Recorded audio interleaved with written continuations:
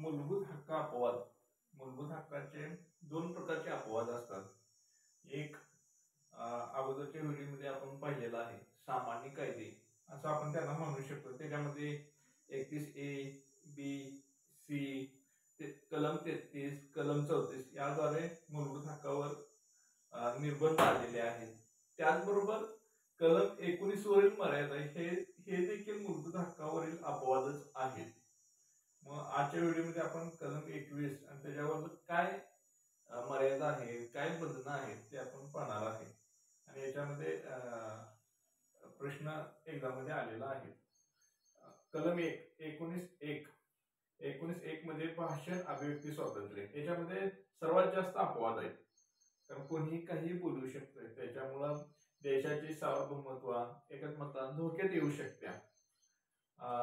सार्वभौमत्व म्हणजे काय, तर एखादा देश किंवा एखादा राज्य, एखादा भूखंड जो बाह्य नियंत्रणापासून मुक्त आहे, त्यांचा राज्यकारभार ते स्वतंत्ररित्या चालवतात, त्याला सार्वभौमत्व म्हणतो.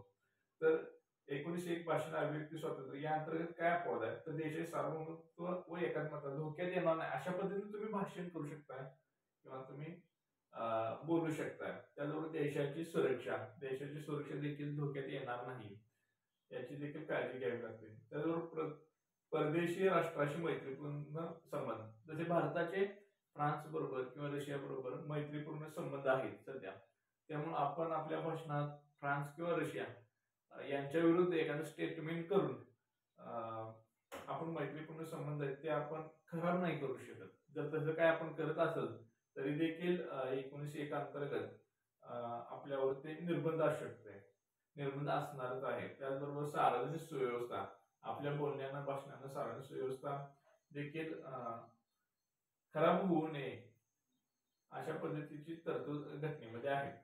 त्याचबरोबर सभ्यता नैतिकता देखील ठेवावी लागते. सभ्यता नैतिकता जर कुठं व्हायलेन्स होत असेल, त्याचं उल्लंघन होत असेल तरी देखील आपण भाषण आणि अभिव्यक्ती स्वातंत्र्य हे मूलभूत हक्क असणार नाही. त्याचबरोबर कंटेम्प्ट ऑफ कोर्ट, न्यायालयाचा अवमान, हे देखील आहे. आपण न्यायालयाचा अवमान करू शकत नाही, आपल्याला माहित आहे. त्याचबरोबर चरित्रहनन आणि गुन्ह्यास प्रोत्साहन, म्हणजे एखाद्या व्यक्तीचं चारित्र्य खराब होईल अशा पद्धतीनं आपण भाषण किंवा आपण काही बोलू शकत नाही. त्याचबरोबर गुन्ह्याला प्रोत्साहन देणं हे देखील भाषण अभिव्यक्ती स्वातंत्र्यावरील मर्यादा आहे. एखादा गुन्हा कर जा असं म्हणू नाही शकत. मात्र राजद्रोह या अंतर्गत जर एखादा गुन्हा दाखल झाला असेल तर मात्र 19.1 अंतर्गत त्याच्यावर मूलभूत हक्कावर निर्बंध येत नाही. हा आयोगाला क्वेश्चन आलेला होता. झारखंड पब्लिक सर्व्हिस कमिशन 2023 मध्ये हा क्वेश्चन आलेला होता. त्याच्यामध्ये राजद्रोह हा एक ऑप्शन होता, तो आपल्याला बाहेर काढायचा होता.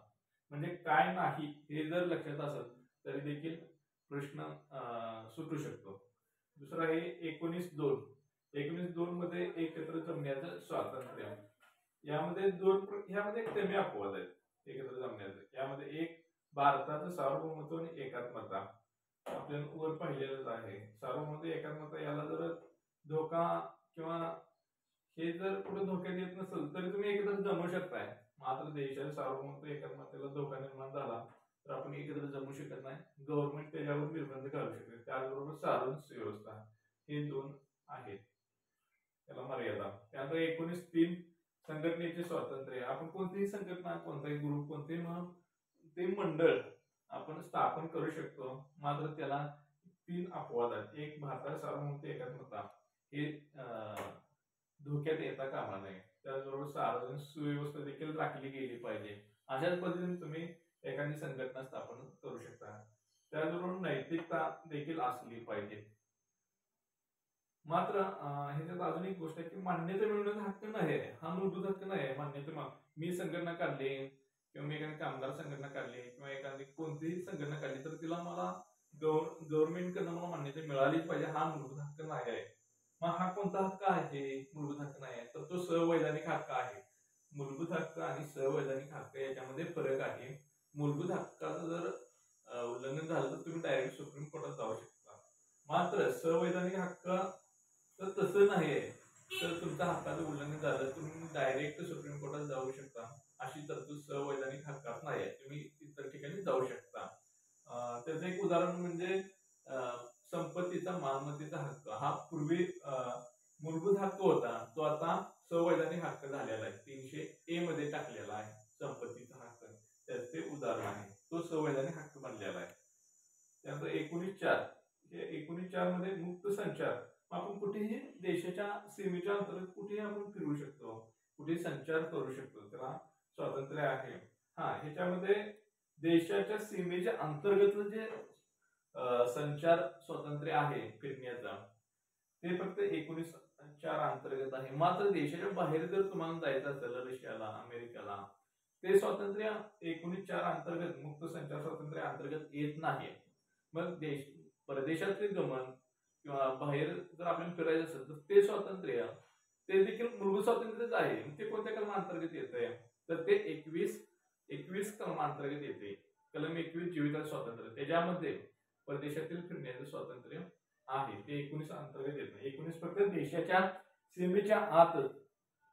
त्याला 2 अपवाद आहेत किंवा मर्यादा आहेत. मुक्त संचार स्वातंत्र्य एक सामान्य जनतेचे हित राखलं गेलं पाहिजे.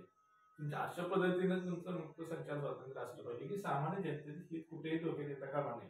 किंवा एसटी जे आदिवासी लोक आहेत त्यांच्या हित संबंधात संवर्धन झालं पाहिजे.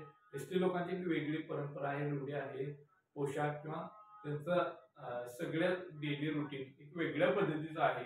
तिथं आपण जाऊन तिथं संचार तिथं आपण गेलो फिरायला, तिथं राहणं. आता खाली 19.5 मध्ये वास्तवाचं स्वातंत्र्य आहे. याच्यामध्ये म्हणजे ह्या दोन्ही अंतर्गत